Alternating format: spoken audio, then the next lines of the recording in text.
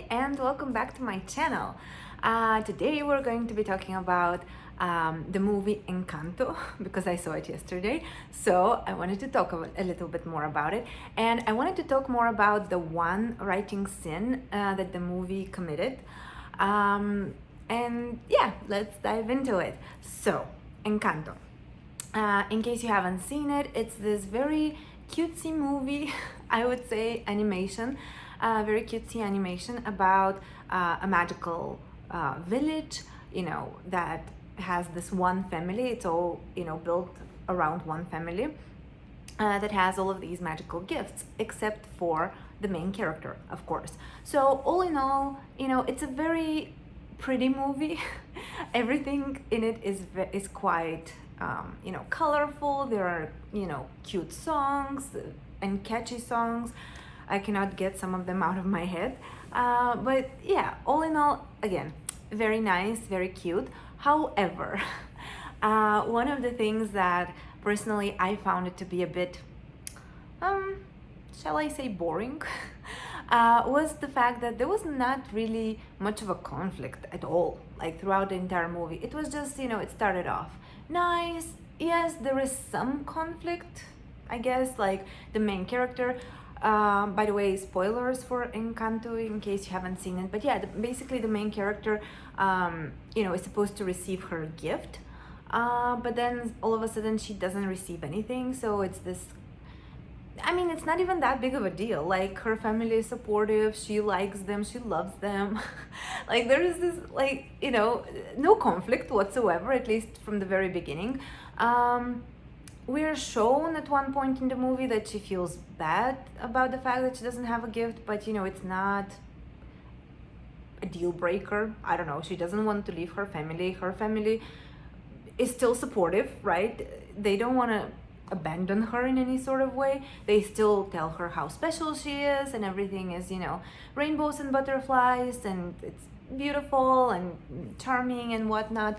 And yeah, so the conflict boils down to the fact that the family's magic is somehow disappearing, and they need to figure out, the main character decides to figure out how, because somehow she's the only one who sees it. Like, other members of the family are feeling it in a way, but they don't really want to engage with figuring out what the issue is.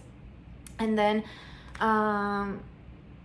and then it all boils down to the fact that the grandmother who started the whole thing was too controlling, right? So and yeah, that's basically it. Like, nothing really happens.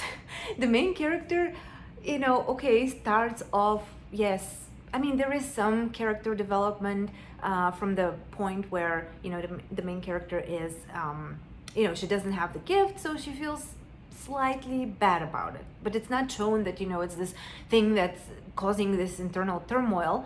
Rather, it's it's okay, we're all special in a way, aren't we? So then, at the end, she receives the doorknob, because basically their house gets destroyed, so they need to rebuild it, and the whole village chips in, and they all rebuild it, and they live, basically it's like they lived happily ever after, but throughout the entire movie.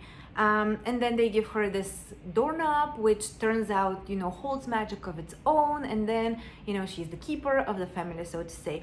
And it's just a little bit on the nose, especially at the part where at the very end, when they hand her the doorknob and they tell her, what do you see? And she's like, I see myself. Oh my God, so profound. It's a little on the nose. It's just a little bit too yes, I am my own person, and I am special and amazing in my own way, and that is just hammered into you. Like, there's no real conflict. So that, I think, was a nice movie. I guess if you're a kid especially, probably you'll like it. Lots of colors, lots of nice songs, some funny moments as well, but yeah, it's just there was no real conflict. And I get it, it's a kids movie, but at the same time, you look at The Lion King, and there is so much conflict in there, and several layers of conflict, and it's just a movie that stands the test of time. I don't think, Encanto, probably I would forget what it's about in a month or so. Maybe not, because I'm talking about it right now, so I'll probably remember it for a longer period of time. But all in all, what is the conflict? Like, yes, the main character went into her brother's or cousin or whatever he is room, and then she had to climb stairs. Wow. I mean, that was the biggest conflict. And then, that her brother, cousin, or whatever he is, he saw a vision that the magic maybe will be disrupted, and she may be the reason for it, or she may be the savior, and no one knows about it. But that was such a small part of the whole plot. I don't even know how to describe it. It was interesting. I would have liked to have seen a little bit more conflict, a little bit more sadness, honestly.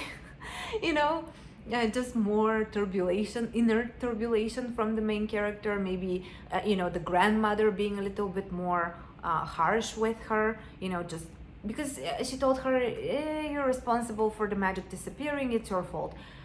And like literally not even 5 minutes later, she's like, oh yeah, no, it's my fault, I realized this, yes, it's been my fault the entire time. And it's like, has it though? I mean, from the very beginning you were supportive, then you were like, one time you raised your voice and you told your granddaughter, oh, this is your fault. Like, anyway, again, personal opinion. So have you seen Encanto? What did you think of it? Do you agree that this is that the conflict was not as elevated as one might have hoped, me personally? Because this is one issue that a lot of first time writers have. They like their characters way too much. I mean, this is an issue that I have. And I didn't want to cause my character any harm. I just wanted her to live a healthy and happy life. Unfortunately, that doesn't make for a really compelling story. So yeah, just don't be afraid to make your character suffer. If there's any takeaway to be taken from this, that'll be it. Just make them suffer, bring them pain, and then that's how they will grow. And that's it. Okay, so that was my takeaway and my take on Encanto. And yes, I'll see you again tomorrow. Bye.